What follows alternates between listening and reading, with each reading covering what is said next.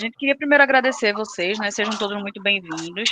Agradecer a presença de vocês aqui e agradecer a presença da médica veterinária Lireda Dresler.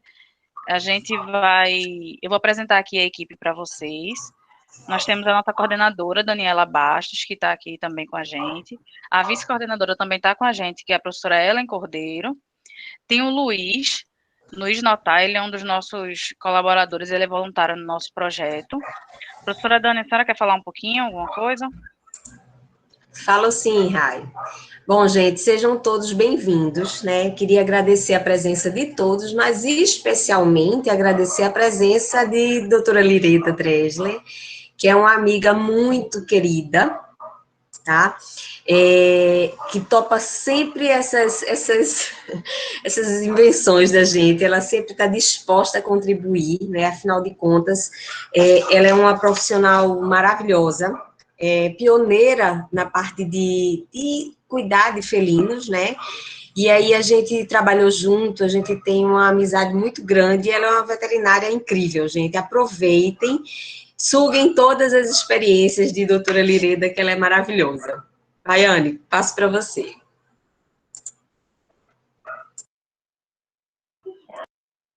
Oh, o teu som está desligado. Seja muito bem-vinda, doutora Lireda. O dela também está desligado. Eu queria falar um pouquinho para vocês. Agora, estou ouvindo. Isso. Eu queria falar um pouquinho para vocês o porquê a gente está fazendo essa palestra, tá? O nosso projeto, ele é um projeto que trata de resistência medicamentosa. Então, na verdade, a gente trabalha com alguns tipos de fármacos, faz a pesquisa, né, sobre alguns tipos de fármacos, e o porquê da maioria desses fármacos estarem gerando certa resistência, que na verdade tem a ver com o uso indiscriminado, né? Só que esse mês, que é o mês de Setembro Amarelo, a gente percebeu que era interessante, que seria muito legal se a gente abordasse de forma especial, né? Junto com, também falando dos medicamentos, mas abordasse também um pouco do Setembro Amarelo. Então, a gente falou tanto da questão humana e hoje a gente está começando com a questão de comportamento animal. Então, não sei se vocês perceberam, quem segue lá a gente no Instagram, a gente fez algumas postagens sobre distúrbios de comportamentos em animais, e a gente a gente tem hoje essa palestra com a professora, né, que é especialista em felinos, para justamente a gente estar falando aí sobre as duas áreas, né? O Setembro Amarelo, ele é o mês de prevenção ao suicídio, mas a gente trata muito nele sobre depressão, ansiedade, enfim, geralmente ligados à saúde humana, mas a gente às vezes esquece, né, que os animais eles também apresentam alguns tipos de distúrbios comportamentais. E aí, sobre os felinos, a professora Lireda tem total domínio e vai falar mais um pouquinho para vocês sobre isso. E aí, sobre isso que a gente estava, assim, a ideia da gente de fazer essa palestra desse mês é por isso, tá? Sobre a ata de presença, a gente vai estar liberando no final uma lista, um formulário para vocês assinarem, e vai ter também uma palavra-chave, que a gente também vai estar liberando no final da palestra, antes das perguntas. Sobre as perguntas, vocês podem mandar no chat, e eu vou separando, né, eu vou colocar elas no arquivo à parte, e no final da palestra da professora Lireda vai ter um tempo para ela responder essas perguntas e até vocês fazerem outras também, se quiserem. Tá? Eu vou agora apresentar o currículo da professora Lireda, e a gente vai dar início, tá bom? Só um minutinho.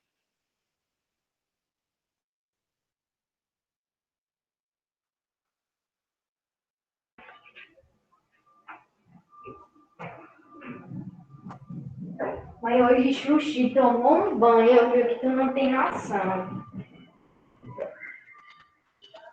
Eu dei um banho no seu filho.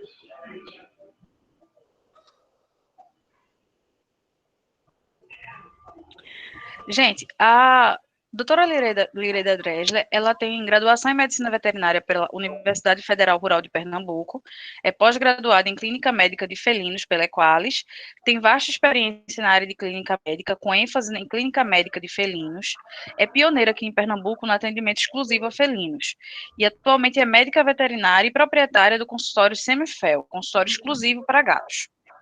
A professora Lereda está com a palavra agora. Seja muito bem-vinda. Nós agradecemos assim de coração aceitar o convite.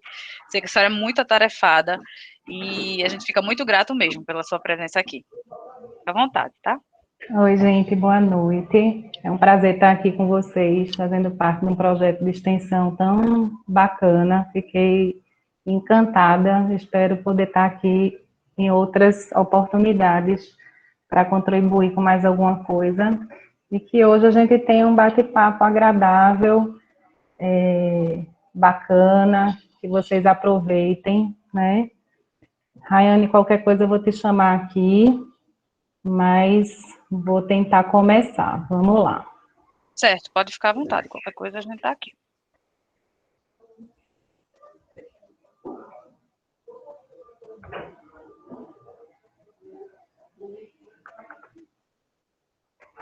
Então, eu vou trazer para vocês alguma coisa a respeito de como os gatos se comunicam. Vou compartilhar aqui, me digam se vocês estão conseguindo visualizar.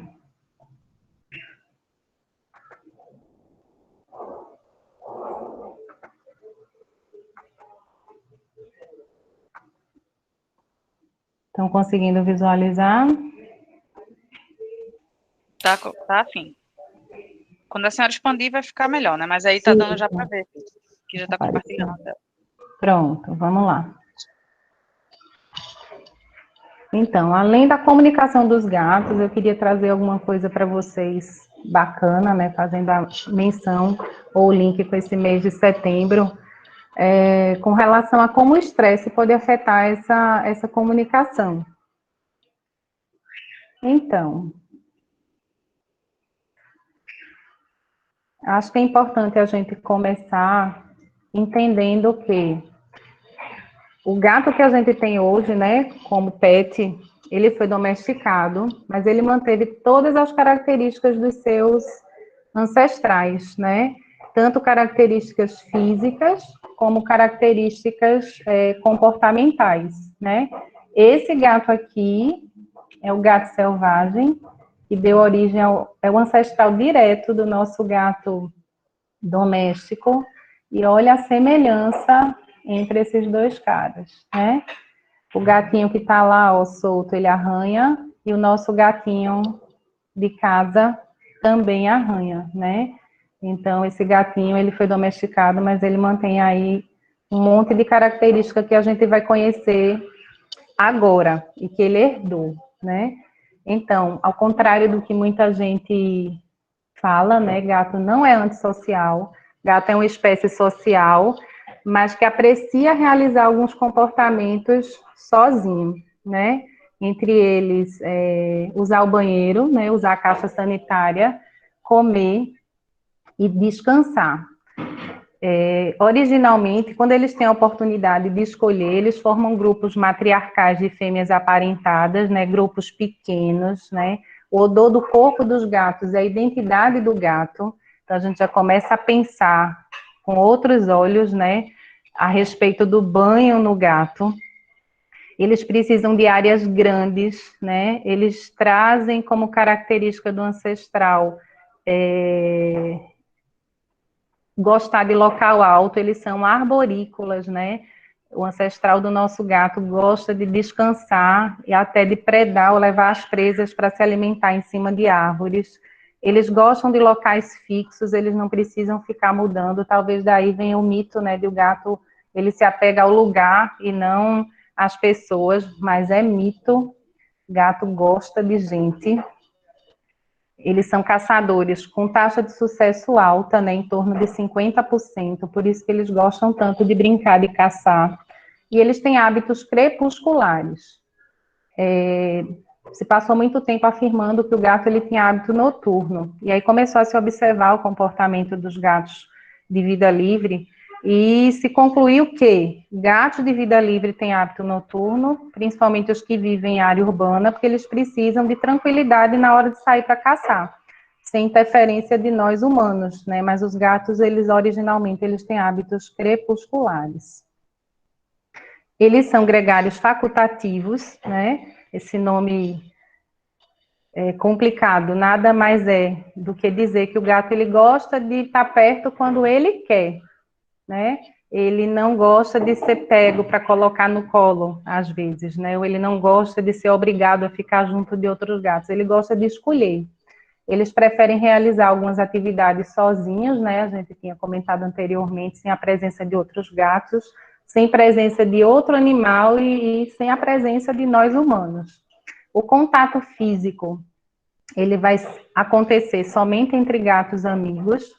Os gatos são considerados da mesma família quando eles têm o mesmo odor, né?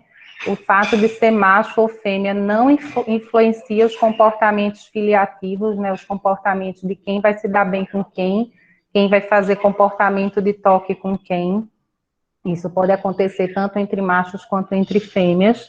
O comportamento de carinho, ele também vai funcionar para troca de odores, né? Então, quando um gato ele faz esfregação na gente, ou faz em outro gato, ou faz num objeto, ele está trocando odor, ele está depositando o cheiro dele naquele local. E carinho, quando ele faz isso entre ele e a gente, humano, ou entre gatos, né? Os grupos, eles são matriarcais, né? Eles interagem principalmente entre gatos do mesmo grupo, por isso que é difícil, às vezes, a gente chegar com um gato de fora e conseguir adaptar da forma rápida como a gente gostaria no grupo de gatos que a gente já tem. Eles não têm habilidade inata para tolerar contato com animais não familiares, outro motivo, né, de por que a adaptação entre gatos é tão... precisa de tanto tempo, precisa de um passo a passo. Os grupos familiares, eles são grupos fixos, né, e, como o próprio nome diz, familiares, e para que os gatos tenham menos dificuldade com isso, nós temos que ensiná-los lá desde a infância a serem sociais. Eles não têm habilidade inata para esse tipo de contato. Então, aquela fase que vai dos 2 aos 4 meses dos gatinhos é super importante para a gente promover esse tipo de socialização. Não que quando isso não ocorre nessa fase, não pode acontecer depois. Pode, mas vai ser mais trabalhoso, vai ser mais difícil, vai exigir mais paciência. Os filhotes, eles são permitidos sempre nos grupos, né? Mas a gente tem que ter muito cuidado com esse sempre, porque às vezes você já tem um grupo de gatos em casa, onde você tem um gato idoso. Então, o filhote, ele vai ser permitido sim, mas ele vai perturbar bastante a vidinha, às vezes já mais para sossegada daquele idosinho que a gente tem em casa, né? E uma coisa bacana, gente, é que não existe essa questão de um é dominante e o outro é submisso, né? Os grupos são matriarcais. As fêmeas, normalmente, elas se juntam para cuidar dos filhotes, elas permitem, né, que um macho ou dois façam parte daquele grupo para elas reproduzirem. E o que a gente tem, normalmente, quando a gente observa num grupo de gatos da gente, esse é dominante, o outro é submisso, é atrito, é agressão. Nossa tolerância, inclusive, é bem alta para atrito e para agressão. E o acesso aos recursos, ele é decidido por ordem de chegada e preferência. Daí, quanto mais gato a gente tem, mais recursos a gente tem que oferecer para esse grupo de gatos. Mas vamos para frente. E com relação ao estresse? É possível viver sem estresse, né? Quando a gente quer juntar gato, quando a gente quer fazer um grupo de gatos, né? E o que é estresse? Né? Estresse, ele é qualquer fator que pode ser fixo, pode ser emocional, e vai causar tensão mental ou física naquele indivíduo. E o estresse nem sempre é negativo, né? Mas é certo que ele, se crônico e persistente, ele pode gerar ansiedade. Então, será que é possível viver sem estresse? Eu acho que não, né? Eu acho que para viver a gente tem que ter estresse, mas tem que ter o estresse na dose certa. E nossos gatinhos também. E aí você tem aqueles fatores estressores que podem ser positivos ou podem ser negativos, que vão influenciar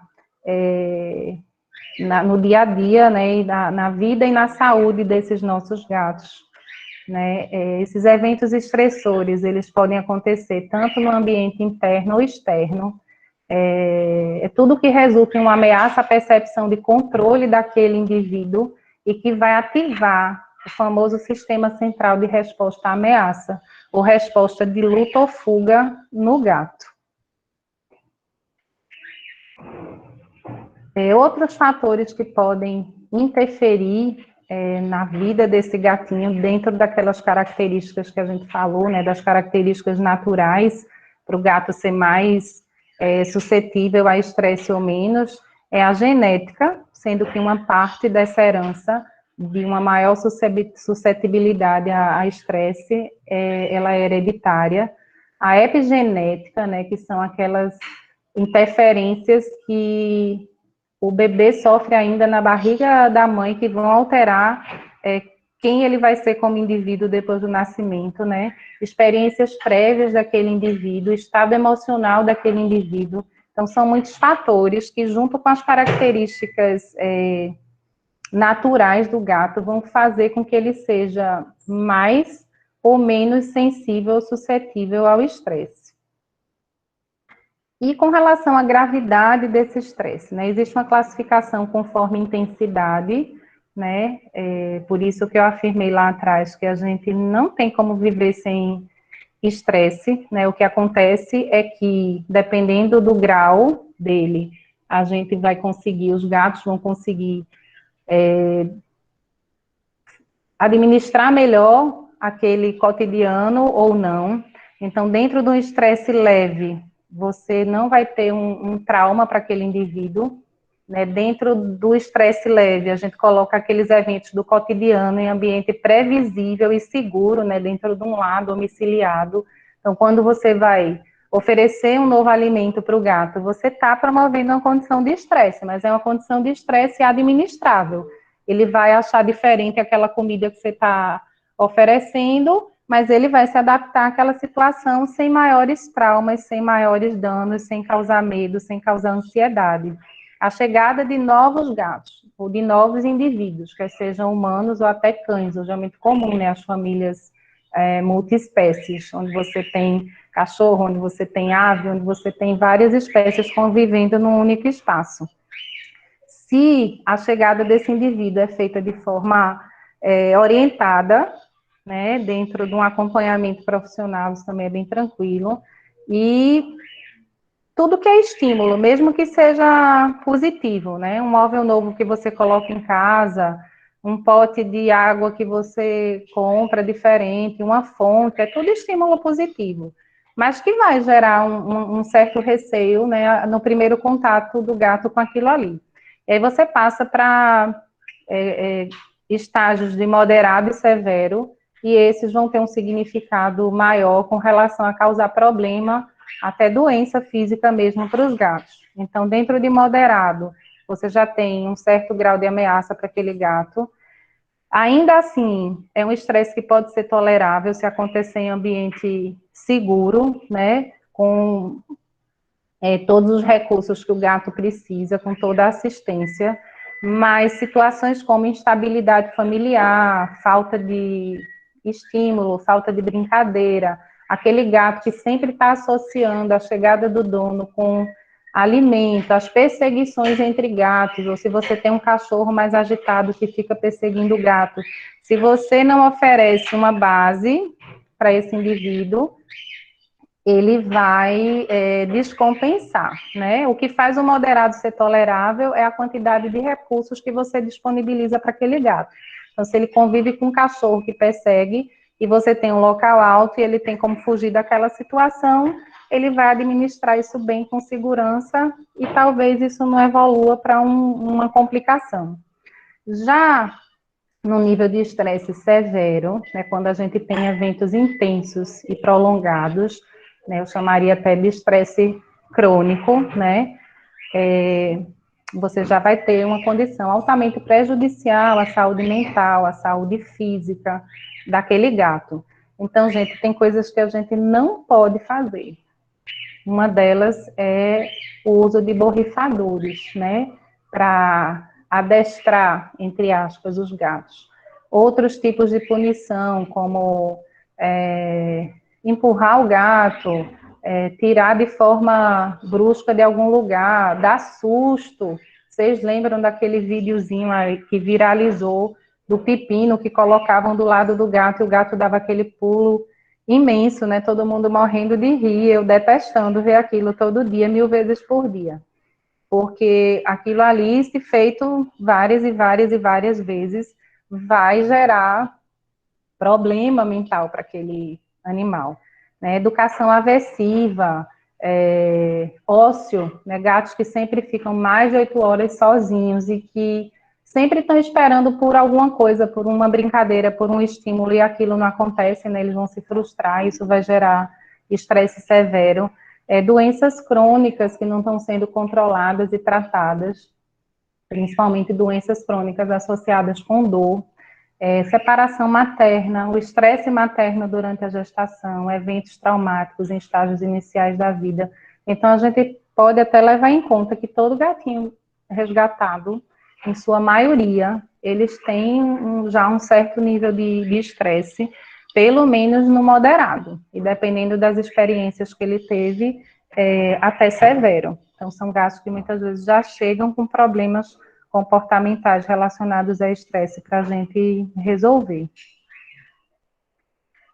E a fisiopatologia do estresse, só para a gente falar aqui rapidinho, que isso dá um bate-papo para a noite toda, né? Mas o estresse é sempre uma resposta não adaptativa ao organismo, né? Algum estímulo, alguma coisa negativa que o organismo não consegue administrar bem, que vai gerar uma desregulação no sistema nervoso central em níveis diferentes e que vai afetar diretamente a atividade dos neurotransmissores. Eles ficam completamente desregulados, né? Você tem redução da serotonina, redução da produção de GABA e um aumento significativo da produção de noradrenalina. Por isso que esses gatos, na maioria das vezes, quando eles chegam sob um nível de estresse moderado e severo para a gente, eles chegam com aquelas fisionomias, né, de pavor, pupila dilatada, orelhas de avião, né, mostrando às vezes os dentes, sibilando. E como o gato vai sinalizar para a gente o estresse que ele está passando, né? Eu comecei até a adiantar alguma coisa, através da linguagem corporal, através de odores para outro gato, porque através dos feromônios os gatos conseguem perceber se um gato com medo, um gato apavorado passou por aquele local antes dele, né, e deixar um sinal de que aquele lugar pode não ser seguro. Então, além disso, ele vai apresentar doenças físicas, é aquele gato inflamado, né, aquele gato que faz muita cistite, muita enterite, é aquele gato que, sem um motivo, uma justificativa aparente, ele adoece com muita frequência, e sempre tem a ver com um processo inflamatório associado, além das alterações comportamentais, né, as mais diversas possíveis. Com relação às alterações comportamentais, né, a maioria dos gatos, eu coloquei vocalização excessiva lá em cima, não sei por quê, porque a vocalização é uma das coisas que é menos comum, tá? Mas aí vocês gravam isso aí para vocês. Mas arranhar a superfície demais, né? Arranha demais o arranhador, o sofá, ou o que for. Arranha demais, tem gato que chega até a rasgar a boca, como se fosse um cachorro, pega uma caixa de papelão e destrói. Né, esse comportamento exacerbado, isso demonstra alteração comportamental que está sendo gerada por estresse crônico. Então, agressividade, dormir demais, é lenda, gente, é mito que gato só gosta de dormir e comer, tá? Na verdade, é a gente que está promovendo isso e só está tendo isso para oferecer para os nossos gatos. Então, passar muito tempo escondido, gatos que passam mais de meia hora do dia escondidos dentro de um guarda-roupa, escondidos em algum lugar, pode estar acontecendo alguma coisa errada.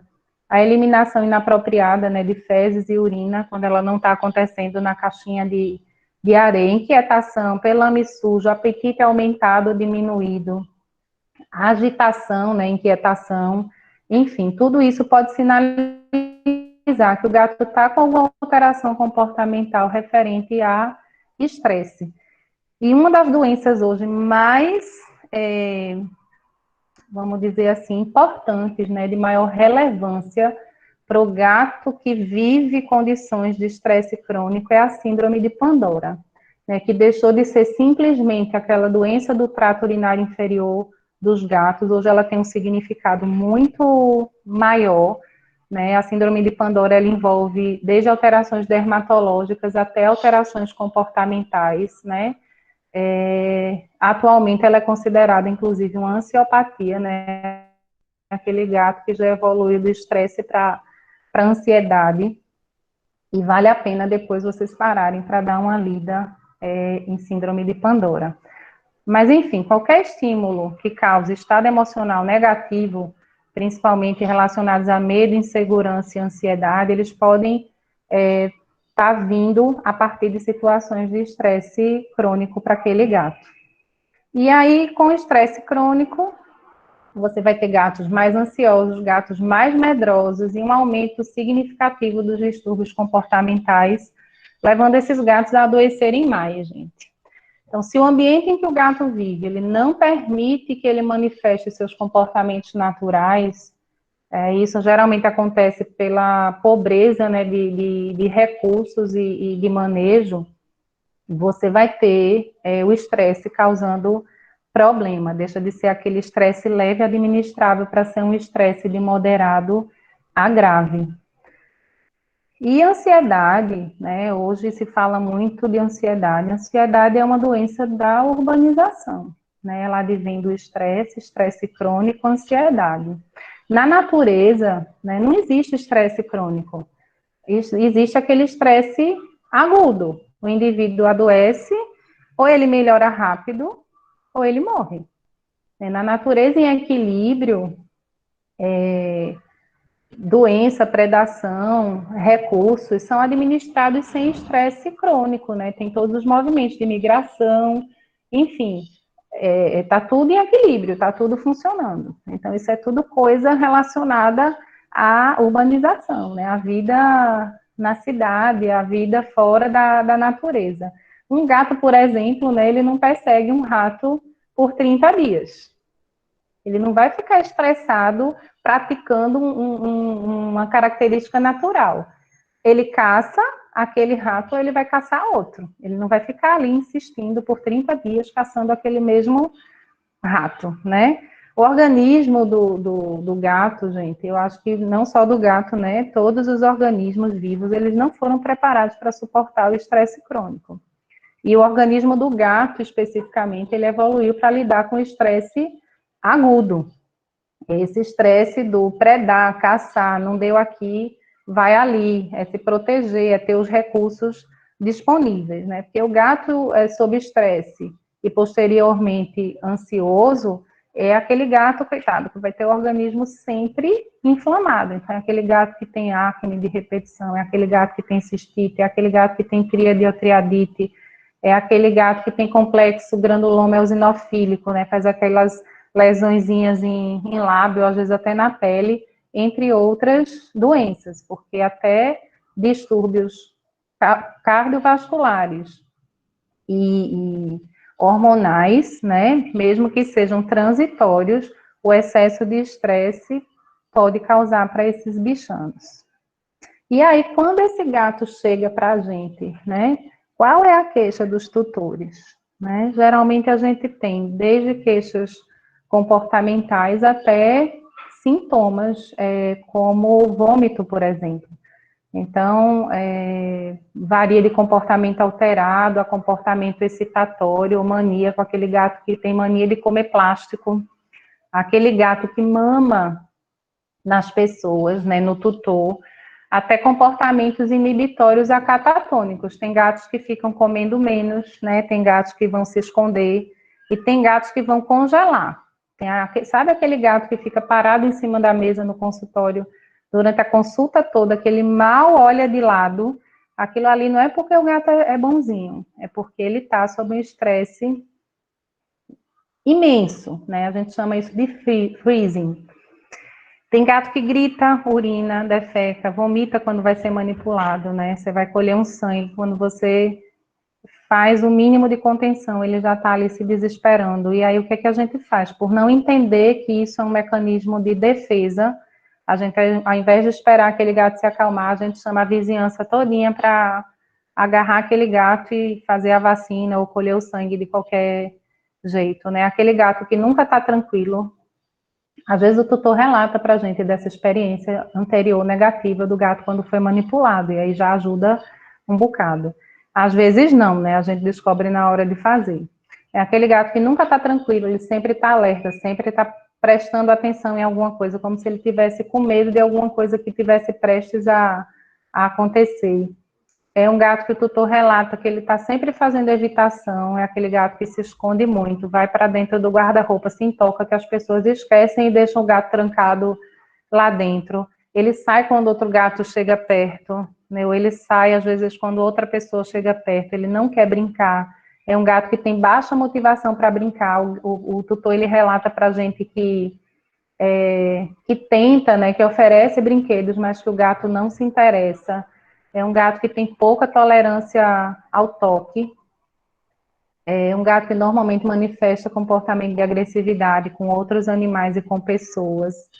Vocalizam, né, mas eu falei que isso não é a principal queixa, né, o principal comportamento relacionado a estresse. Às vezes tem doenças como o hipertireoidismo que causam muito mais vocalização do que o estresse e a ansiedade por si só.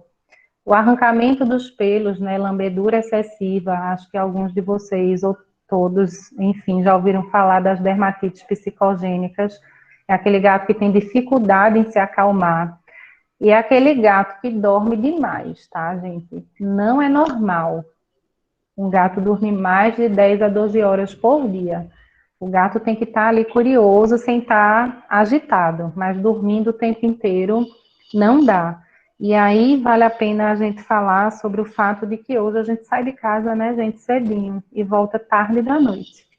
E aí como é que ficam nossos gatos, né? Hoje a gente recomenda, dentro da terapia comportamental, que os tutores não permitam um tempo de solidão maior do que 8 horas para os seus gatos e que solicitem profissionais como cat sitters para poder ajudar na rotina desses gatos. E vocês vão ver aqui como é que tem que funcionar para dar certo. E aí, como é que é o diagnóstico de um gato que está com problema comportamental referente ao estresse? Primeiro, a gente tem que saber lá atrás de quais são os comportamentos naturais, porque senão a gente vai confundir comportamento natural com distúrbio comportamental, porque tem gente que acha que arranhar é um distúrbio comportamental, e não, arranhar é um hábito natural. O gato arranha para demarcar território, para se sentir mais seguro no território, né? Ele elimina feromônio ali na base das unhas. Então, ele não arranha porque ele quer, porque ele sente prazer em acabar com o sofá da gente, não, tá? Ele arranha, às vezes, o sofá porque é o melhor arranhador que tem na face da terra, né? Tá, é grande, é firme, não vira quando ele vai arranhar, e geralmente está pertinho da porta, ele quer defender o território dele, ele vai lá, detona o sofá. Mas aí na anamnese a gente tem que perguntar para esse tutor se o gato brinca, se o gato ronrona. Gente, gato precisa ronronar. Muito ou pouco, mas ele precisa ronronar. Se esse gato tem interações positivas ao longo do dia, né? E quais são elas? Se é com pessoa, se é com outro animal, se é com brinquedo, com brincadeira. Se ele tem interações negativas, por exemplo, o cachorro do vizinho que vai fuçar embaixo da porta e ele não gosta, se ele convive com outros gatos, se ele tem conflito com os animais que ele convive, se ele recebe punições, né? Que aí você tem que saber arrancar essa informação, porque punição, né, parece que você está pegando o gato e batendo nele, não é exatamente isso. Mas às vezes você não quer que o gato durma em cima da sua mesa, na sala de jantar. E aí o que é que você faz? Você pega aquele borrifadorzinho maldito e coloca ali junto, e toda vez que o gato sobe, você borrifa nele. E tem gente que garante que é a melhor forma do mundo de resolver a situação. E eu garanto que não é, porque você vai gerar medo, você vai gerar estresse crônico, você vai gerar interação negativa. Então, o gato pode até não subir mais, mas porque ele está com medo, não porque ele entendeu que existe um lugar melhor para ele subir do que a mesa, né? Então, tem que perguntar como foi a socialização desse gato, quais são as atividades que ele faz no dia a dia, quais e quanto ele faz, se ele passa muito tempo sozinho, o que é que ele faz quando ele está em casa sozinho, você deixa o alimento num comedouro divertido, o que é que você oferece para esse gato fazer quando você não está em casa? Ou é só o sofá para ele dormir mesmo, né? Do que é que ele tem medo, como ele reage às situações de medo, se teu gato mia muito, né? Como é que ele costuma se alimentar, se ele come demais de uma vez só, se ele não gosta quando você chega perto na hora que ele está comendo, ou se ele só come com você fazendo carinho, ou se ele mia, né, pedindo para... Tem tutor que acredita nisso, que o gato mia, eu acho que muitos de vocês também acreditam que o gato mia pedindo comida, e ele mia para interagir, né? Ele não mia exatamente pedindo comida, só que a gente chega em casa apressado do trabalho, cansado, né? A gente quer fazer o quê? Quer tomar um banho e comer, então a gente acha que o gato também está com fome, ao invés de brincar com o gato, a gente vai lá e coloca um punhado de comida no pote. E aí eles vão criando essa associação, né? Meu dono chegou, eu vou miar e ele vai botar comida. E aí ele termina vai sabendo o que ele quer, que é atenção, né? E como estão distribuídos os recursos desse gato em casa. E aí, o que é que a gente precisa orientar? Depois que a gente faz essa anamnese, dependendo do que a gente recolheu, né? O que eu vou passar aqui para vocês é uma linha base da rotina do gato. É o mínimo que o gato precisa para ser feliz, mas não é uma receita de bolos, tá, gente? Pode variar de gato para gato, até receita de bolo vai variar de forno para forno, né? Às vezes a mesma receita não vai dar certo em qualquer forno. Mas, enfim, o que o gato precisa, que nós que lidamos com eles e nós como profissionais, né, médicos veterinários, temos que deixar bem claro para o tutor, é que já foi o tempo em que gato era o bicho independente que só precisava de um pote de água, um pote de comida, uma caixa de areia e um sofá para dormir. Então, hoje a medicina veterinária comportamentalista, né, a psiquiatria animal está descobrindo aí que gato precisa ter vida de gato, que a gente precisa oferecer recurso para esse danado. Então, ele precisa de previsibilidade e consistência, ele precisa de horários para as interações, como brincadeira, alimentação, né? Ele precisa de companhia com qualidade, né? O animal, ele não é um brinquedo que você faz com ele o que quer e a hora que quer. Então, não apertar, pegar contra a vontade, tirar do local na hora que o gato está descansando. Hoje mesmo, antes de começar aqui com vocês, eu escutei da tutora. Ele estava dormindo e eu peguei ele para trazer para cá. Tudo bem, era o horário dele ir para lá, ele tinha que ir, mas ela podia ter feito de uma forma diferente, podia ter sacudido o potinho da ração, podia ter acordado ele de uma forma bacana. Não é ruim quando a gente é acordado, né? A gente está ali no lugar favorito da gente descansando e a gente acorda com um susto, né? Alguém pegando, sacudindo a gente. Podia ter aberto um sachê, podia ter sacudido o brinquedo predileto. Então, existem formas de você fazer, né? Então, eles precisam também de enriquecimento alimentar diário. Eles precisam de alimento úmido 2 vezes por dia, gente. Né? O mito do alimento úmido que tem muito sódio que faz mal. Não tem nada disso. O alimento úmido o sachê, ele é um alimento completo, né? E o sachê que não é, por algum motivo, ele vai dizer lá que não é, mas a maioria, se você olhar o rótulo, vai ter lá, alimento completo, balanceado para gatos. Então, o alimento úmido, ele deve fazer parte da rotina desse gato. A variedade alimentar diminui o nível de estresse. Então, não existe mais aquilo do que o gato só pode comer um tipo de comida e mais nada na vida. E a gente precisa oferecer seco, úmido e às vezes até outras texturas mais. Ele precisa fazer brincadeira ativa 2 vezes por dia. Tutor de gato precisa brincar com o gato. Se ele não tem tempo de brincar, ele tem que contratar. Ele tem que contratar um profissional especializado para fazer aquilo, já que ele não pode. né? A gente não contrata creche, cuidador para os nossos filhos, por que a gente não faz isso para os nossos gatos, né, que são nossos amores? Então, vamos pensar um pouquinho mais sobre isso. Passeio na rua com guia, pode fazer sim, né, uma vez por semana, no mínimo ou mais. Se você instituir, você vai ter que manter essa rotina, né? A escovação dos pelos uma vez por dia é um momento de interação bacana e é um momento em que você consegue fazer o gato relaxar. Lógico, gente, que tudo isso não acontece como mágica, né? Do dia para a noite. Você tem que ir acostumando esse gato aos poucos com a rotina que ele precisava, mas que nunca teve, que vai passar a ter, então para ele é novidade, né? Lembra que ele está estressado, ele está sofrendo, né, de uma doença, que é a ansiedade, e ele vai receber um tratamento guiado dentro dessa rotina.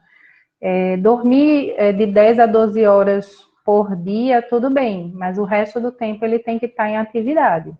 Então, o tempo de solidão para o gato é, em média, de 8 horas, né? Mais do que isso, o gato já começa a ficar ocioso e vai começar a desenvolver distúrbio relacionado a isso. Lembra sempre que eu estou falando daquele gato de dentro de casa, aquele gato que está convivendo com a gente, né, e que está precisando ter recurso, rotina, que é diferente daquele gato de vida livre, que se resolve, que se você for observar, ele faz tudo isso que a gente está descrevendo aqui. E muita coisa que eu estou trazendo para vocês hoje é partir exatamente não só do estudo, né, dos ancestrais do nosso gato, como da observação dos gatos de vida livre, né?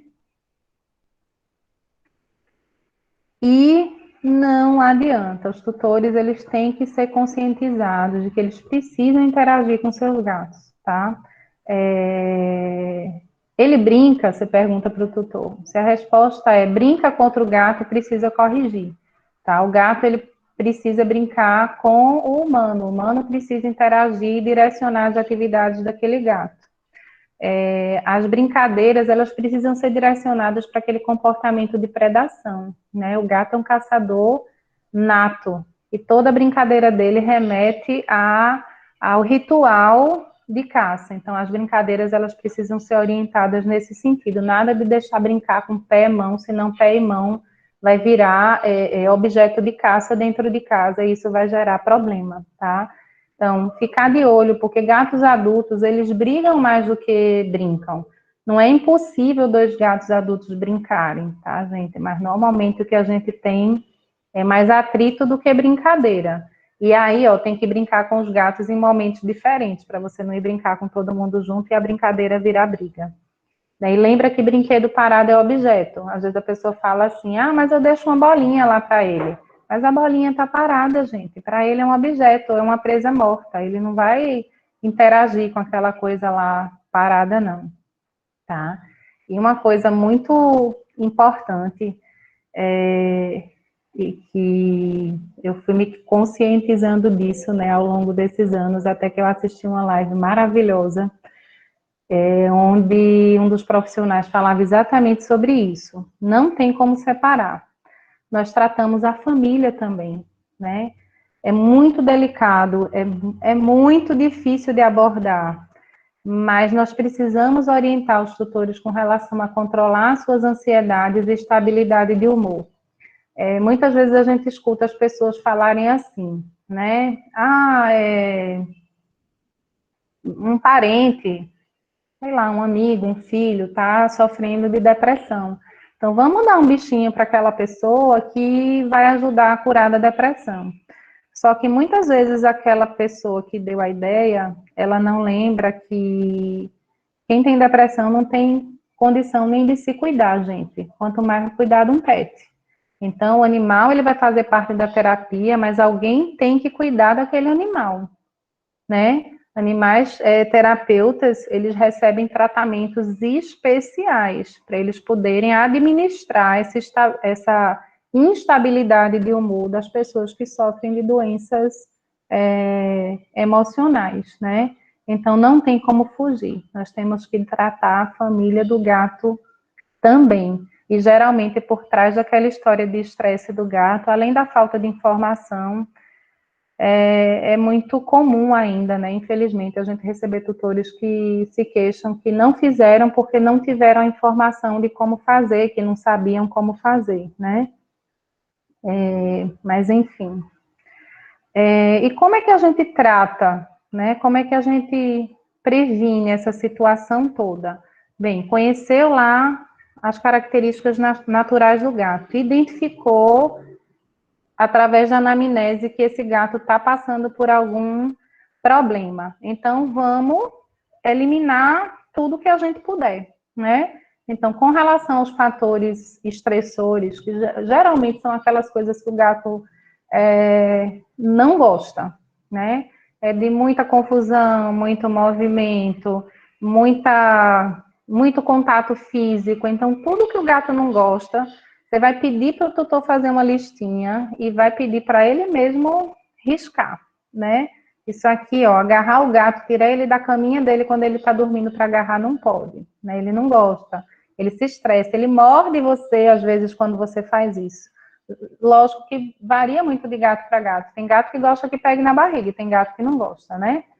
Então, você tem que identificar os estímulos causadores desse estresse, né? Como os gatilhos de medo, frustração, insegurança, e tudo está relacionado a como o ambiente desse gato está organizado com relação aos recursos que ele precisa.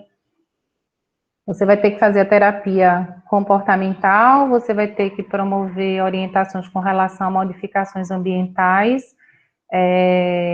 você pode lançar a mão das terapias complementares, como a acupuntura, a musicoterapia, e você pode precisar de intervenção com psicofármacos, tá? Eu colocaria até isso como último item da lista, porque não é o psicofármaco que vai tratar o distúrbio comportamental relacionado a estresse, ansiedade e medo daquele gato, e sim a forma como você vai manejar, tá? E aí vamos falar um pouquinho da questão ambiental, né? Como é que é esse espaço, como é que é a estrutura, o que ele tem de recurso, como é que estão distribuídos esses recursos, qual a quantidade de cada recurso, como é que ele usa, né? Ou como é que o tutor usa os recursos para o gato. E ter enriquecimento ambiental, gente. Enriquecimento ambiental para o gato, ele não é luxo, ele é necessidade. E o enriquecimento ambiental, ele engloba um monte de coisa, desde o enriquecimento alimentar até o enriquecimento sensorial, como escovar o gato, por exemplo, né? É enriquecimento ambiental. Então, não é luxo, é uma necessidade para o gato. As questões sociais, né? Relacionadas a conflitos, interações negativas, as competições entre gatos, né? Gato não gosta de comer muito perto um do outro, e quando você tem gatos com distúrbio de estresse e ansiedade, você vê que eles vão competir, um vai comer mais rápido que o outro, termina até gerando briga ou atrito. Problemas como ameaça, punições, você tem que tirar, gato não funciona bem com punição, você tem que trabalhar com gato substituindo coisas que você não quer que ele faça por coisas que você quer que ele faça. Você não consegue adestrar o gato para não arranhar, tá?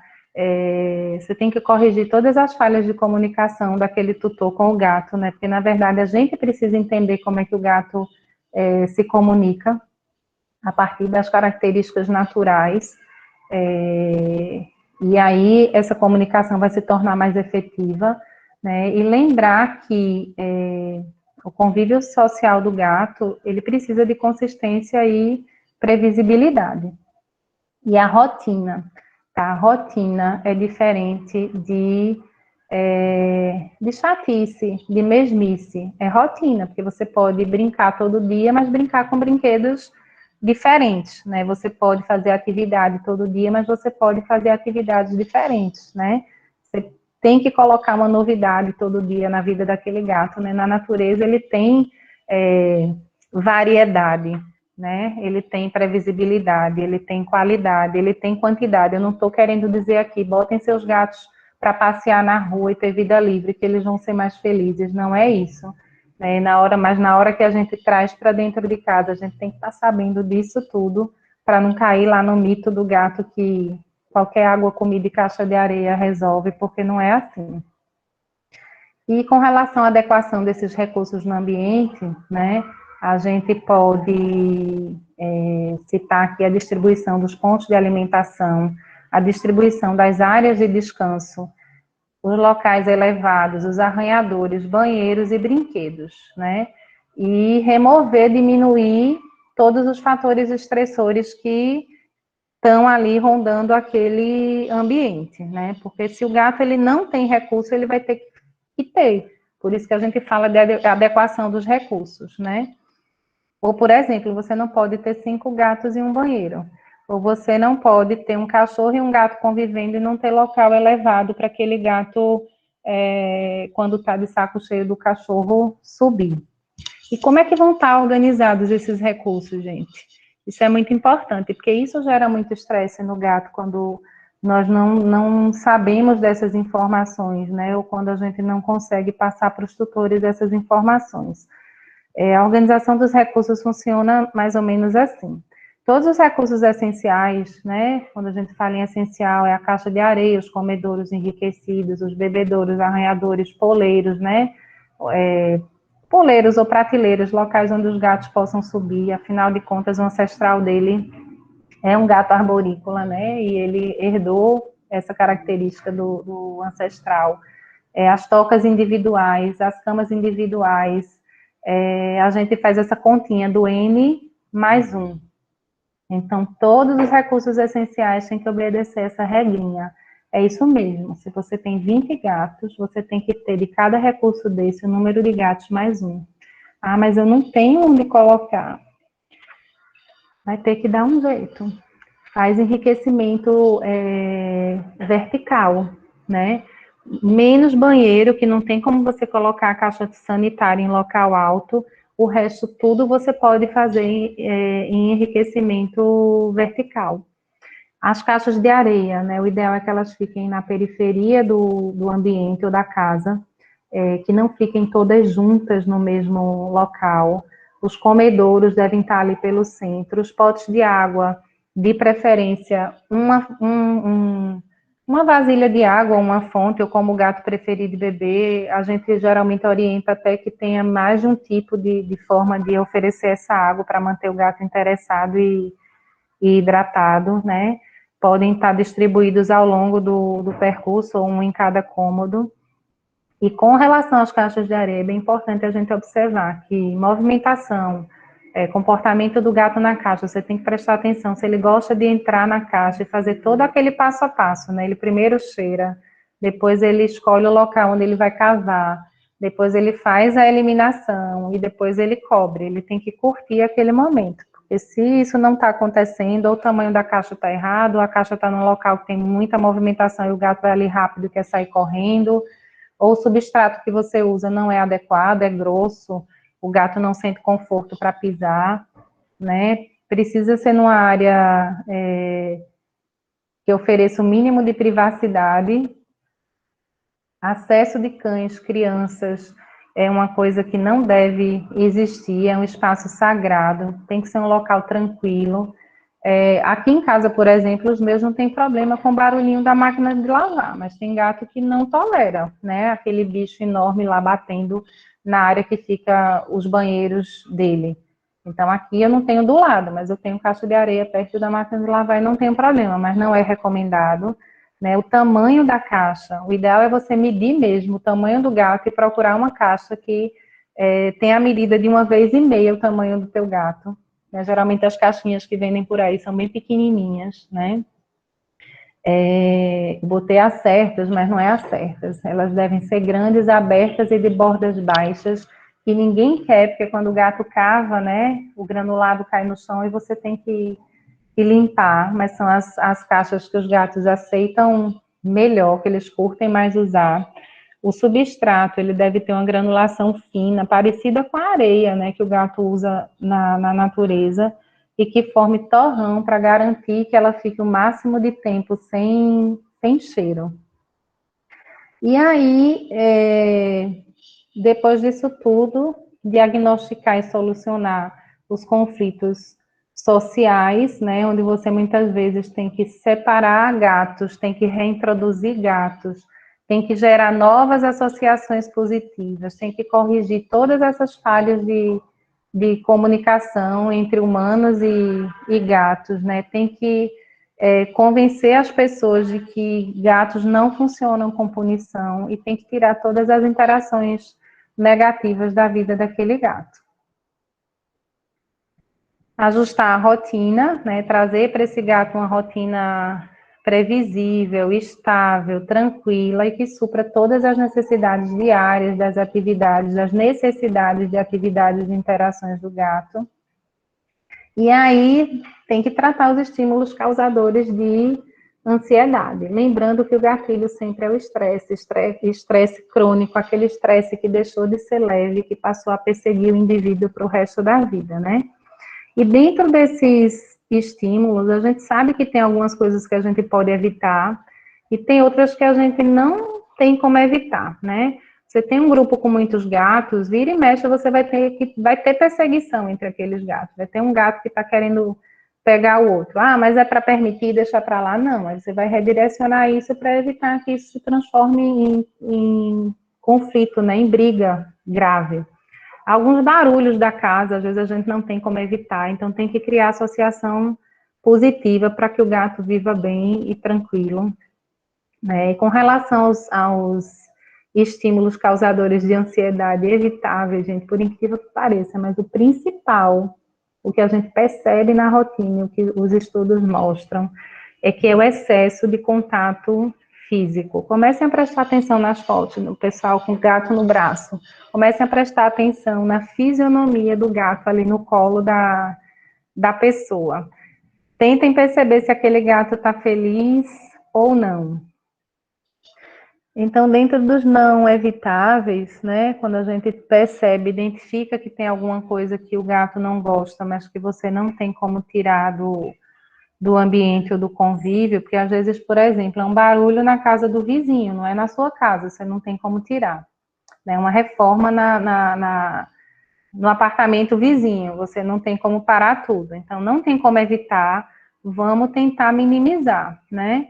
Então, você trata o medo, gerando sensações positivas, às vezes alimentos, petiscos, né? Brinquedos são excelentes aliados para isso.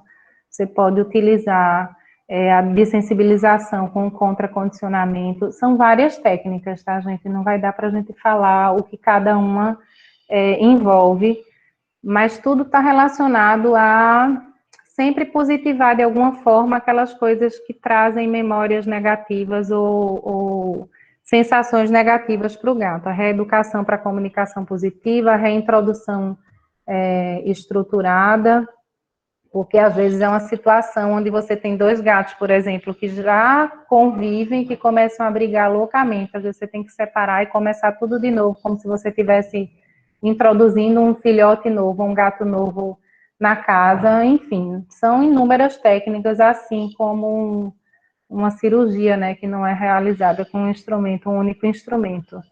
E é um instrumento, não, instrumento. E com relação aos gatilhos evitáveis, o que eu queria dizer, senhores, é que nós temos que guardar as felícias e felícios que moram dentro de nós, as 7 chaves, porque realmente o excesso de toque é uma coisa que incomoda, né, a maioria dos gatos, porque eles gostam de chegar, né? Lembra que a gente falou lá atrás sobre uma das características deles de serem gregários facultativos? Eles gostam de chegar, e a gente tem que respeitar essa característica da espécie, né? E tem que respeitar também as características individuais. Tem gato que até gosta, mas não é a maioria. E aí tem a questão da terapia cognitivo-comportamental, né, que aborda as interações sociais e lúdicas, tanto as lúdicas, consistentes e previsíveis. A gente fala sempre consistente e previsível, por quê? Gato precisa de rotina. Então, dentro daquela rotina tem que ter horários, tem que ter previsibilidade, porque senão o gato fica esperando a hora do sachê, por exemplo, a hora da brincadeira, e aquilo não acontece, e isso vai gerar estresse. E esse estresse crônico vai gerar ansiedade. E esse gato vai adoecer, né? Física ou mentalmente, ou as duas coisas. Então, sessões diárias em horários fixos com tutores é essencial para tratar estresse e ansiedade de gato. Brincadeiras com brinquedos, né? As brincadeiras direcionadas, nunca brincadeira com mão, com pé, com nenhuma parte do nosso corpo. Os passeios externos ajudam bastante. Às vezes parece uma loucura, né? A gente falar em passeio externo com gato, mas é uma realidade, gente. É uma realidade, inclusive hoje a gente tem, hoje não, há um tempo se tem na Europa escolas de socialização para gato. Depois deem uma pesquisada, vocês vão ficar maravilhados. Exatamente para pegar esses gatos com problemas sociais, de convívio social. Lógico que o ideal seria que isso fosse realizado naquela idade lá dos 2 aos 4 meses, mas não é porque o gato é um adulto que não tem mais o que fazer, tem muito o que fazer, né? Os treinamentos com reforço positivo para comando de obediência, o adestramento, né? Isso é muito terapêutico para o gato, porque é uma atividade direcionada que concentra e que acalma esses gatos, né? É muito terapêutico, é bem bacana. Tem comandos simples, como sentar e deitar, que você consegue fazer para um gato, sim, utilizando petisco. Massagem corporal, escovação diária e as modificações ambientais multimodais, né? Então, terapia cognitivo-comportamental é uma das formas da gente abordar e tratar esses pacientes. E aí vem os 5 pilares do comportamento felino, que não tem como a gente lidar ou tratar com gatos que estão passando por problemas comportamentais sem reestruturar o ambiente, né, do gato dentro desses 5 pilares. Então, isso é uma coisa que vocês precisam gravar para sempre. Eu peguei esse quadrinho emprestado de uma professora minha, a doutora Larissa, da Psiquivet. Todo mundo que puder e tiver a oportunidade de fazer um curso com ela, super recomendo, tá? Então, é a base da estratégia de modificação ambiental multimodal para gatos que precisam de terapia comportamental, são os 5 pilares do comportamento felino. Então, com relação ao ambiente, né, a segurança, promover um ambiente seguro, promover todos os recursos múltiplos e separados, que a gente abordou sobre isso, falar um pouquinho sobre isso. Atividade física, né, a gente precisa promover a oportunidade de brincadeira, e sempre remetendo a comportamento predatório e exploratório, promover interações sociais positivas entre gatos e gatos, gatos e pessoas, gatos e cães, né, todas essas interações de forma consistente e previsível para o gato ter sempre a sensação positiva das experiências. E o olfato, né? Promover um ambiente que respeite a importância dos odores para o gato. Então, casa muito perfumada, areia sanitária com perfume floral. Isso não foi feito pensando no gato, né? Foi feito pensando na gente, com certeza.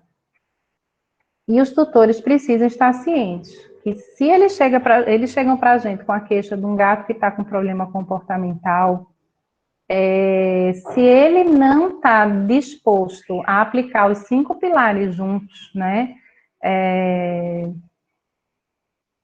a gente não vai ter sucesso, tá? Porque muita gente já chega para a gente dizendo, doutora, eu trouxe porque fulano tem um distúrbio comportamental, tá, tipo agressividade, comigo e com outro gato da casa.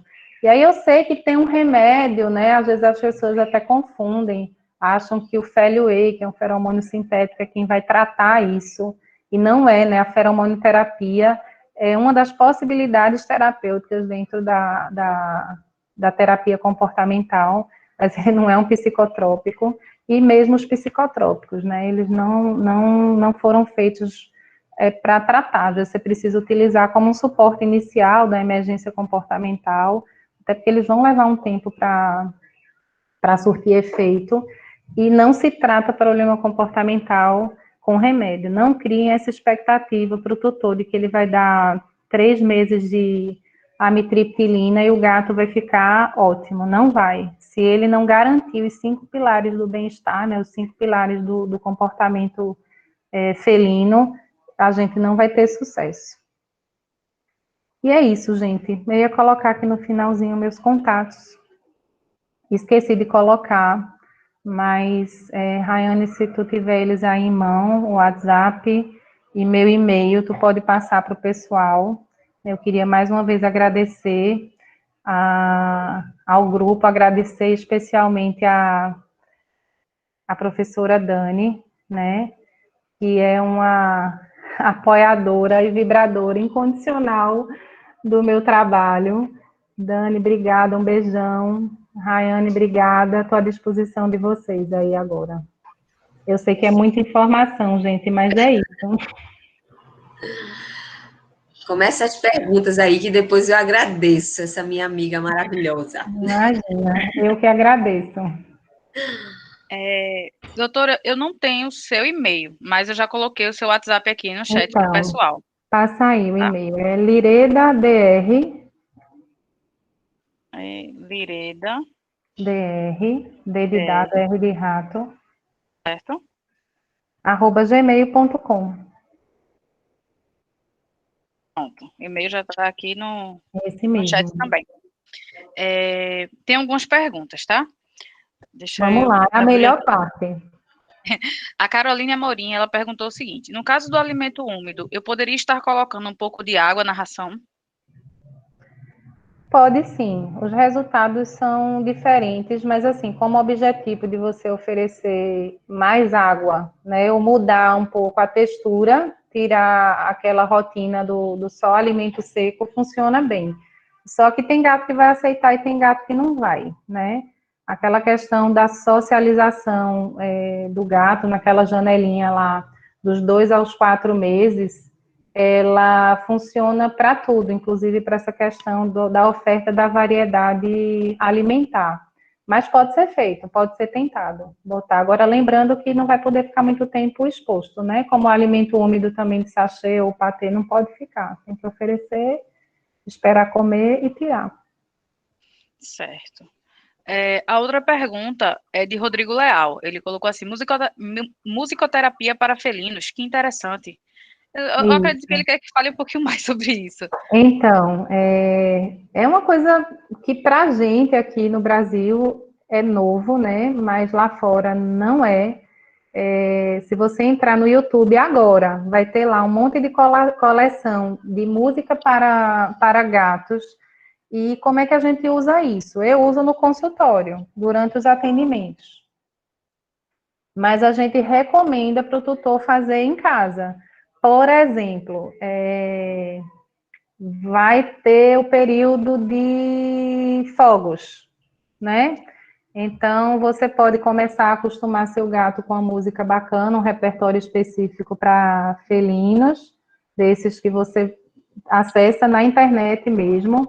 Tem vídeo, gente, também. Tem vídeo, tem música, tem vídeo, vídeo com natureza, com passarinho, com um monte de coisa para você não deixar, por exemplo, esse gato que não pode ficar mais de 8 horas, não deve ficar mais de 8 horas numa condição de solidão, vendo, interagindo, né, curtindo alguma coisa. Mas a música é isso. Então, chegou o período de fogos, coloca teu gatinho dentro do quarto, dentro com aquela musiquinha que ele está acostumado a escutar e que faz ele relaxar. E vai ser bem bacana a experiência. Experimenta, não só para esse tipo de situação, mas no dia a dia. Você tem um gato que é mais agitado, brinca com ele, né? Faz a brincadeirinha lá de varinha, estimula ele a correr, gastar energia e depois bota uma musiquinha para tu ver. Ele vai super relaxar. Então, a musicoterapia também nas internações, também para o gato que está doente, fisicamente falando, né? Gatos que sofrem de doenças crônicas, todo dia. Horário, do mesmo jeito que a gente pode oferecer todo dia horário de brincadeira, a gente pode oferecer horário de relaxamento. E a musicoterapia faz parte disso aí. Vai lá no YouTube, tem um monte de musiquinha bacana. A outra pergunta, eu não sei se fala assim teu nome, tá? É Dilver Faro. Eu acredito que fala assim. Como acostumar o gato a fazer passeios com peitoral? Os meus gatos sempre ficam paralisados. Isso. No geral, é essa mesma reação que o gato vai ter a primeira vez, né? Então, alguém colocou aqui que eu uso música para dar banho. Gente, não dá banho não nos coitados. A gente tira a característica principal do gato, que é o odor. Depois a gente pode conversar sobre isso. Nós vamos responder aqui. Eu até me perdi. O que era a mesma pergunta? Vi aqui essa outra, fiquei perdida. Ele perguntou. Como acostumar com o peitoral, né? Que os gatos Isso, ficam congelados, vamos dizer assim, isso, quando ele coloca o paralisado. peitoral. Primeiro, tu precisa criar a associação positiva com o que vai acontecer. Por exemplo, o gato procura ir para a porta na hora que você está saindo, aí você deixa ele ir até a porta. Depois você vai dar um petisco. Depois você vai colocar o peitoral e ele vai ficar duro, sim. E aí depois você vai oferecer outro petisco, tá? E assim sucessivamente até o gato conseguir dar o primeiro passo para fora de casa, lógico, com o peitoral e a guia, né? E começar a explorar, porque o passeio do gato é bem diferente do passeio do cachorro, né? O acostumar com a guia, se você não acostumou lá desde filhote, vai ser um desafio, mas não é impossível. É isso, é todo dia você fazer aquele treinamento previsível e consistente. Espera a horinha que ele vai se aproximar da porta para oferecer a guia. E uma coisa que você pode fazer também é não colocar essa guia de imediato, né? Primeiro apresenta, depois coloca, depois que coloca, e sempre positivando o antes e o depois. É que requer tempo, gente. Requer tempo. Eu não sei quanto tempo a pessoa que perguntou está tentando fazer esse treinamento. Mas pensa que dentro de possibilidades naturais, um gato para ser aceito num outro grupo, você pode ter um período médio de 6 meses para isso acontecer. E tudo que você vai oferecer para o gato dentro de novidades e fora daquele período dos 2 aos 4 meses de vida, pode levar exatamente o mesmo tempo para acontecer, né? Então, é todo dia fazer do mesmo jeito, sempre positivando, que uma hora ele vai ficar... E assim, eu não sei também qual é o tipo de guia que você está usando. Tenta usar uma guia leve, uma guia flexível, fácil de vestir, que não assuste o gato. Mas é treinamento, é condicionamento positivo. E uma hora ele vai estar levando você para passear, porque o gato é que leva a gente para passear. Ok, vamos para a próxima pergunta. Tá, eu acho que essa aqui, na verdade, era uma pergunta minha, mas acho que você já respondeu. Se existia adestramento para gatos. Aí já, Existe. já Não, falou aí. gatos são adestráveis, sim, né? Só que leva mais tempo, realmente, né? O cachorro é mais vibrador e o gato é mais cauteloso. Então, você tem que convencer o gato que aquilo ali é uma coisa bacana de se fazer, né? Ser treinado é bom, mas consegue, sim, adestrar e treinar. Certo. Obrigada. Dilver perguntou novamente. Foi falado uma hora sobre direcionar quando dois gatos em um ambiente não se dão bem. Que Uhum. direcionamentos poderiam ser feitos? A primeira coisa é observar o que está acontecendo, né? É uma situação de bloqueio, uma situação de perseguição, mas enfim, identificou que tem alguma coisa errada lá com os dois gatos. Tenta chamar a atenção dos gatos para outra coisa que não seja o foco naquele gato, né? Então, você tem que ter por perto uma bolinha, você tem que ter por perto um petisco, né? Sacudiu lá a caixinha do petisco, o gato já distrai e deixa aquele outro em paz. Nunca tentar pegar o gato na hora que ele está perseguindo ou que está na iminência de um ataque, porque ele pode se virar contra você. Então, nunca fazer a intervenção física, sempre tentar direcionar para uma outra atividade bacana. Ele vai esquecer daquele outro gato lá. E recurso, gente, tem que ter muito recurso para gato não estar um vigiando o outro, um competindo com o outro por nada. Quanto mais gato, mais recurso a gente tem que ter. Certo. Bárbara perguntou o seguinte: a melhor opção de alimentos para o gato, quais seriam? Quais seriam? Então, Bárbara, não existe mais o alimento, vamos dizer assim, ideal. Na verdade, você tem que usar um alimento de boa qualidade e, de preferência, não usar somente o alimento seco.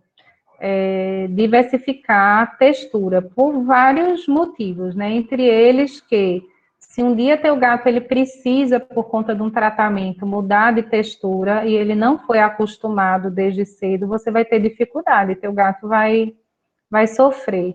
E a outra coisa é referente à questão de enriquecimento mesmo, né? Então, o ideal é que uma parte do alimento seja seco, outra parte do alimento seja úmido.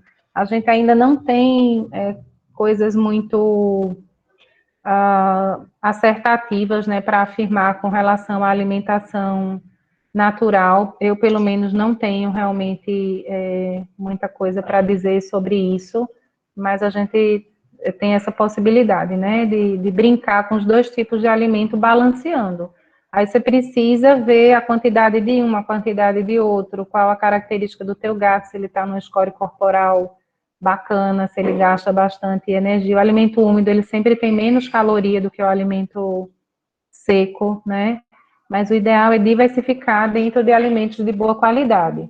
Você pode mudar de marca, não tem problema, desde que você mude de uma marca boa para outra marca boa, né? Nunca pegar e fazer mudança brusca de um alimento super prêmio para um prêmio. E sempre os super prêmios, né? A outra coisa é que, assim, só o alimento seco, como eles são muito concentrados, principalmente o super prêmio, às vezes você fica com uma quantidade muito pequena, muito restrita, né, de alimento para, vamos dizer assim, negociar com aquele gato, né, até numa brincadeira, escondendo uma comidinha, enfim, colocando ele para forragear, né, para caçar o alimento escondido em algum lugar. Então, é diversificar dentro de alimentos de boa qualidade. Nossa. Ok. Deixa eu ver aqui a outra pergunta. A Melis, ela disse o seguinte: minha gata adora caixas, brinca, dorme e sempre acaba mordendo a caixa até rasgar. Esse comportamento pode ser indicativo de algum problema? Então, a gente teria que avaliar, assim, individualmente. Gatos amam caixa e gostam muito de papelão, né? Se ela direciona exatamente para a caixa como um brinquedo e na hora que está brincando rasga alguns pedaços, eu não vejo problema nenhum. Mas se o gato começa a direcionar esse comportamento de rasgar, por exemplo, para outras coisas, aí eu acho que já teria que ver com outros olhos, né? Mas eu acredito que nesse caso específico não seja nenhum problema, não, que esteja tudo ok. Ok. Jennifer pergunta o seguinte: como reduzir o estresse durante viagem na caixinha de transporte? A ida ao veterinário ou mudança de ambiente? Ai, que pergunta maravilhosa, adorei. Caixa de transporte, né? Caixa de transporte é o túnel do tempo perigoso para o gato, né? O gato só vê perigo naquilo ali. Então, a primeira coisa é adquirir o gato na idade que for. O gato tem que ter caixa de transporte, de preferência dessas que abrem por cima, porque você deixa a caixinha aberta em casa como se fosse uma caminha, e aí ele vai socializando com aquilo ali, ele começa a receber petisquinho ali, você coloca um brinquedo bacana, você bota uma mantinha, ele vai começar a usar como caminha. Depois você começa a fechar a parte de cima da caixinha, né, para ele começar a usar como toca. Lembra só que se você tiver muitos gatos, não é que você vai ter que ter 20 caixas de areia, 20 caixas de areia, 20 caixas de transporte, mas você vai ter que ter outras oportunidades de toca para não gerar conflito e atrito. E aí, depois que você acostuma o gato com a caixa de transporte, e se a tua caixa ela abre a parte superior, fica mais fácil de você colocar o gato dentro, fechar e sair de casa com ele, né? Durante o caminho, uma das coisas que você pode usar é a música. Se você já usa a música em casa, e se aquilo ali já traz tranquilidade, leva a musiquinha lá no celular, né, no Bluetooth do carro, cobre a caixa com uma toalha, de preferência uma toalha que o gato já estava usando para um cheirinho familiar, né, acompanhar o trajeto até o veterinário.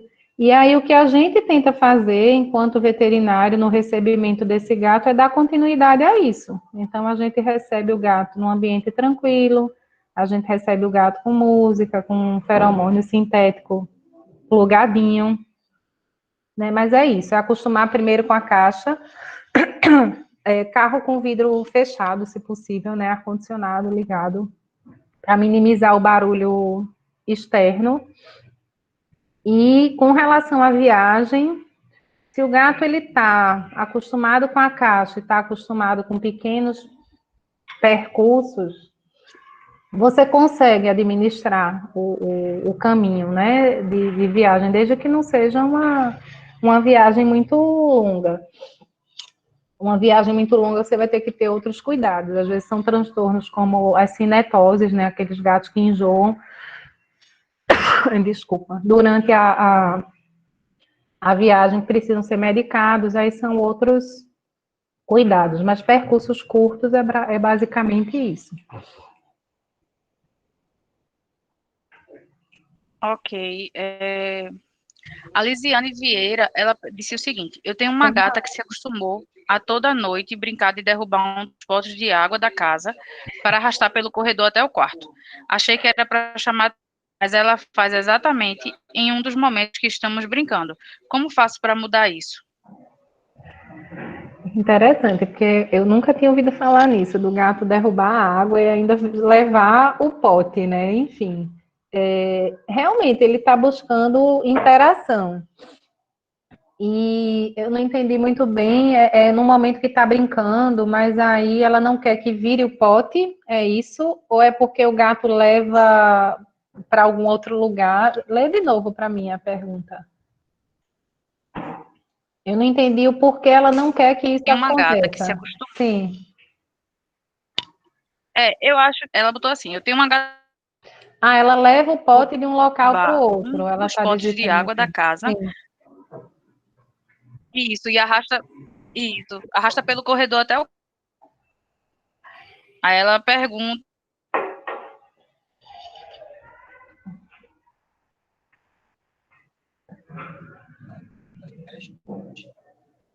Ela está dizendo que é um pote específico, que o outro, com outros ela não faz. Primeiro, ela tem que apresentar outro brinquedo para a gata. Ela não pode sumir com esse pote, porque a gata vai ficar procurando, vai ficar estressada, vai ficar ansiosa, né? Então, tenta oferecer um outro brinquedo que ela possa carregar, tipo um brinquedo de pelúcia grande. Abre o brinquedo, põe um recheiozinho daquela erva do gato, do catnip, se a gata for sensível, né? Porque alguns gatos não são sensíveis ao catnip, mas se ela for uma boa opção, é isso, ela pegar um brinquedo grande que a gata possa carregar com a boca e tentar ir fazendo a substituição, tipo, o pote vazio, bota o brinquedo em cima do pote, vê se ela se interessa de pegar, né? Mas assim, é uma brincadeira, não é um distúrbio. Agora, por que exatamente aquele pote? Aí a gente teria que conversar durante 1h30 para a gente descobrir por que esse pote especificamente.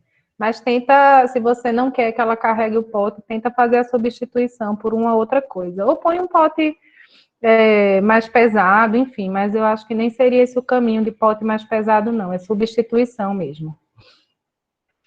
Certo. Aos poucos. Ok. Ficou como desconhecido, não apareceu o nome da pessoa. Mas perguntou Tá. assim: tem alguma opção de alimento úmido para gato que tem alergia alimentar? Ela só come ração hipoalergênica. Não tem alimento úmido hipoalergênico. O que a gente faz para tirar esses gatos, vamos dizer assim, do ócio alimentar, é sugerir aquela sopinha que alguém perguntou lá no início, se podia colocar água no alimento seco. Pode sim. Os nossos pacientes, normalmente a gente orienta que coloque um pouco de água no alimento seco. Mas infelizmente ainda não tem um alimento hipoalergênico úmido. Ela falou aqui que ela não se importa com o pote, ela se importa com a água que ela...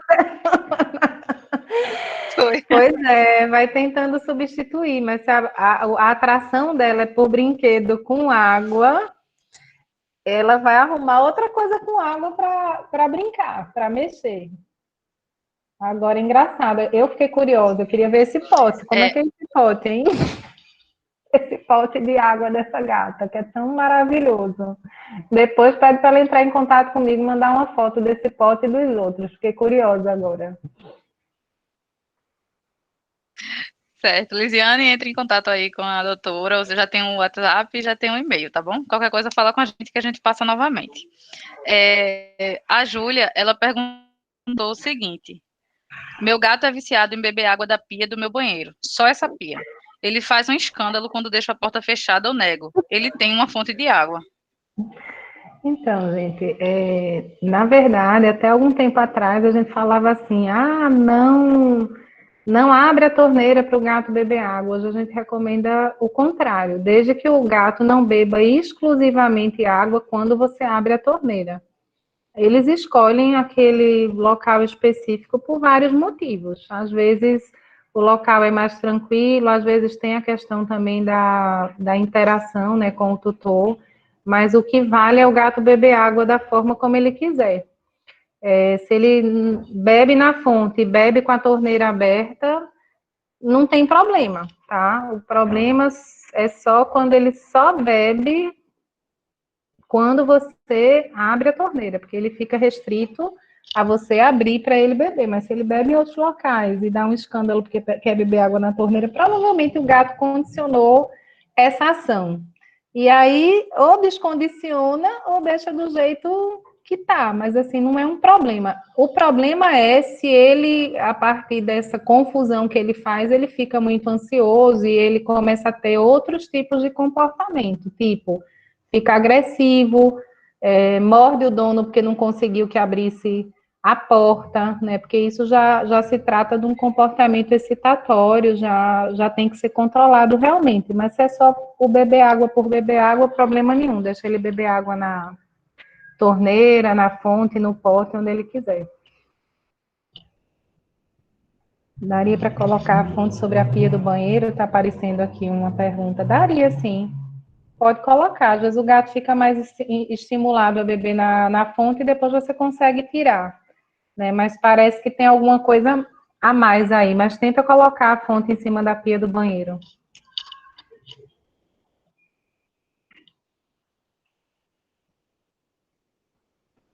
Tá mudo, Rayane. Desculpa, gente. Achei que não achei que estava mudo. O Rodrigo ele perguntou: gatos podem comer frutas? Isso pode ajudar na questão da variedade alimentar comentada? Ajuda, pode sim, né? As frutas neutras, em geral, as frutas amarelas como o mamão, a manga, as vermelhinhas como a melancia, as neutras, né? As peras e maçã. Não funciona exatamente como um enriquecimento nutricional, mas funciona como um enriquecimento alimentar do ponto de vista daquelas texturas diferentes que a gente falou que é importante oferecer, como graminha, por exemplo, né? Faz parte do enriquecimento alimentar dos felinos. E lógico, né, gente? Tudo isso é oferecido como petisco, não é para substituir uma refeição, nem substituir um alimento.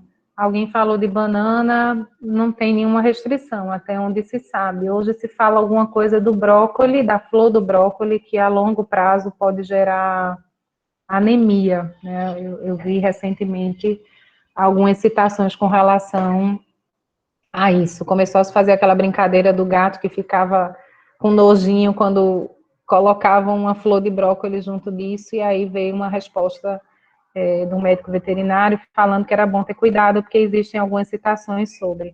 Inclusive, você pode até essas frutas que a gente citou que podem ser dadas, ralar num ralador grosso, que elas eliminam bastante caldo, né?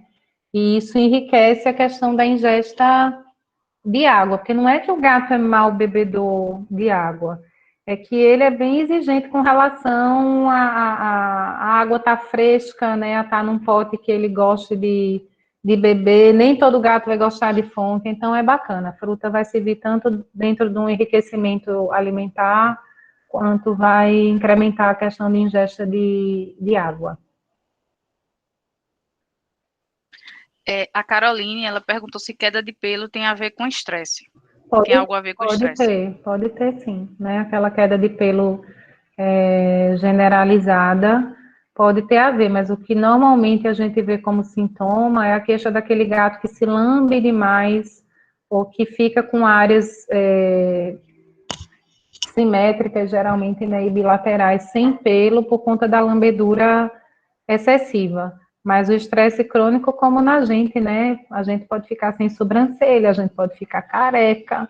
Então, na hora que mexe com um monte de receptor a nível do sistema nervoso, pode gerar uma queda de pelo generalizada. Eu tive uma gata que, na época que eu saí para fazer o estágio supervisionado obrigatório, essa gata ficou careca.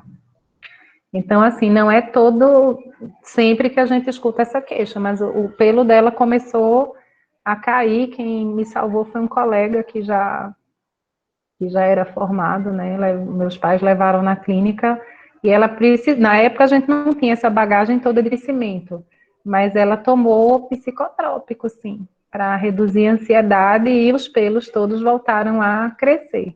Então, queda de pelo generalizada, mesmo que o gato não esteja ficando carequinha, né? Pode estar relacionado à condição de estresse, sim. Ok. Alguém tem mais alguma pergunta? Pelo menos para a gente não chegou aqui no chat, mais nenhuma. Doutora Lireda, a gente queria agradecer mais uma vez, reforçar o agradecimento, a sua disponibilidade. Imagina. Que ótima palestra, maravilhosa. Eu acredito que quem gosta muito de gato adorou a palestra também. E até quem não gosta Toma. também, porque tem muita coisa aí que parece com a gente. Eu acho que só entrou quem gosta Eu de queria gato. agradecer e agradecer. Pois é, realmente. Quem gosta de gato entra, é mais receptivo, mas aí pra gente que está fazendo veterinária, que está fazendo medicina veterinária, acho que foi bem importante. Mesmo que não goste muito, assim, que não seja o preferido, né? Uhum. Eu queria agradecer a senhora muito, muito obrigada mesmo pela sua disponibilidade e parabenizar, a palestra foi maravilhosa, agradecer a todo mundo que participou aqui com a gente. A Alice Codeceira está dizendo que quer mais palestra de gato. Vamos E lá. sim, gente, a palestra vai ficar disponível no nosso canal do YouTube. A gente quer agradecer, na verdade, em nome do projeto, né? Medicamento não é brincadeira. E dizer que vai sim ficar disponível no nosso YouTube a palestra. A gente vai estar divulgando, acredito que amanhã. E é isso, gente. Muito obrigada. A professora Dani quer falar mais alguma coisa? Claro. Ai, Lireda, eu como queria era um sempre, né, abraço, mas Lireda? não dá, né? A gente tá É, longe. gente, Lireda sempre está disponível para ajudar. E, assim, a quantidade de conhecimentos, assim, a gente fica encantado todas as vezes, né? Eu tive a oportunidade de passar anos trabalhando ao lado dela e Ai, aprendi que saudade. muito, saudade. Lireda, muito obrigada, de verdade. Você abrilhantou nossa noite, abrilhantou o nosso projeto, tá? E é isso. A gente queria dar um abraço de verdade, Pois é, né? Mas isso vai chegar, gente. E vai teremos mais chegar. palestras de Lireda presenciais, né, Lireda? Então, eu estou torcendo por esse dia, porque esse mundo virtual ainda é meio estranho, né? Assim, falta Verdade. alguma coisa, falta realmente aquele olho no olho, né? Falta o estar perto, o conversar depois, né? Que termina a palestra, que é tão rico, é tão bacana, trocar ideia, trocar experiência, né? Aqui a gente não pode escutar todo mundo, mas assim foi muito bom, né? Sempre uma oportunidade enorme de aprender mesmo, de reaprender, de fazer uma autoavaliação, né? Dentro do que a gente está estudando, aprendendo e oferecendo. E Uhum. ajudar é sempre muito bom, gente. Ajudar é maravilhoso, né? Eu adorei. E convidada por Dani, aí é que eu adorei mesmo. Olha, aqui, ó. E agradecer também a equipe, né? Nós Porque estamos. a Rai, ela é uma menina super dedicada. Agradecer a professora Ellen, né? A Luiz também, que a gente está enfrentando esse novo desafio de fazer um projeto de extensão virtual, né? Pois é. Mas que tem sido super proveitoso. A Rayane é uma guerreira, viu? Parabéns, viu, Ray? Ela foi Obrigada, maravilhosa. professora. Obrigada. Obrigada. Pronto, Eu gente. até queria agradecer também a participação, porque tem gente do Pará e tem de São Paulo aqui. O pessoal está pedindo não parar as palestras virtuais, porque daí eles não têm como participar. Pois é, né? Tudo tem um lado bom, né? A vantagem dessa nova forma de se comunicar é que realmente termina atingindo mais pessoas, né? Isso é verdade, não fica só para o grupo da gente local, né? Pode percorrer aí léguas, milhares de Ó, Rio quilômetros. Grande do Sul. Aí. O pessoal tá falando aqui, ó, Rio Grande do Sul, Bahia, Tocantins, Minas Gerais. Olha que Legal, gente. legal. Obrigada Que pela massa. presença de vocês. Muito bacana Já sei, da mesmo. próxima vez que for presencial, a gente grava a palestra presencial ao vivo e vai Isso, transmitir. É, Pronto, vai resolvido. transmitindo, verdade. isso. É Transmite ao isso aí. vivo. Olha aí, a professora Elia Gente, apareceu agora. Oi, professora. Pronto, gente. deixa eu Mano, desligar do microfone. estou muito feliz, né, por ter tanta gente, acho que todas nós, de tanto cantinho do país. Então, muito obrigada. Muito bacana mesmo. Li, obrigada pelo tempo, viu? Obrigada, gente. Muito obrigada. Imagina. Essa. Imagina, Foi, ela foi estava um prazer, a trabalhando. gente nem sente. E assim, né, desculpem aí o atrapalho de ter entrado um pouquinho depois, mas realmente eu fui pega de surpresa. Ainda bem que eu moro pertinho, né, Dani? Saí correndo, liguei o computador em casa, deu tudo certo. Deu sim, deu tudo certo. Foi É isso ótimo, aí. gente. Muito obrigada. Muito obrigada, doutora. Muito Muito obrigada. obrigada. Obrigada mesmo. Até a próxima. Tomara. Até. Beijo para Com todo certeza. mundo. Beijão. Tchau, Tchau, tchau. gente. Tchau. Tchau.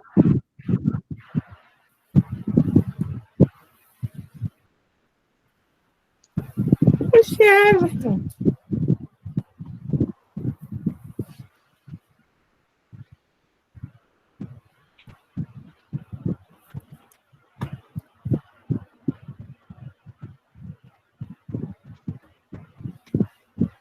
Você tem gente por aqui.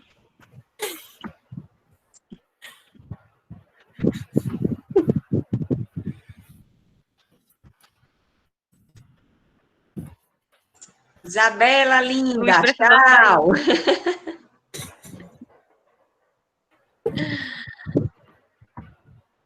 O Luiz precisou sair, gente, só para avisar que ele